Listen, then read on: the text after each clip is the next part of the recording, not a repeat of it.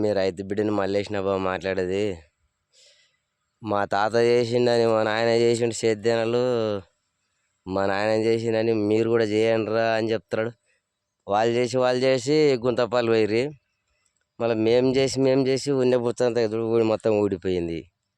ఏం చేద్దాం, ఎవరికి అప్పు కట్టేది లేదు, ఇది వండేది లేదు, మేము తినేది లేదు. వాళ్ళు చేసి చేయండిరా, బాగా చేయండిరా, సేద్యం మంచిగా వండుతుంది పంటలు.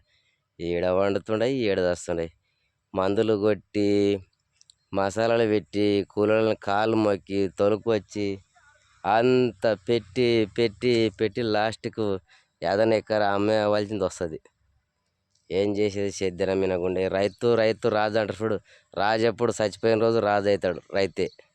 అది కరెక్ట్ నాకు తెలిసిన వరకు. ఏసీలో కూర్చునేటోని కానీ ఏసీలో కూర్చొని మంచిగా ఉంటారు. ఈ రైతు రాజు ఎట్లా అవుతాడు, ఎండకి మొత్తం కష్టం చేసి తిప్పలు వాడి మొత్తం పండించినాక వాడు వచ్చి అలాగన పెద్ద గద్ద లెక్క వేసుకొని పోతాడు వాడు. ఏం మస్తు వచ్చిన పోరు రాజు, నువ్వు రాజు అయితే పో అంటే ఇదే రాజు.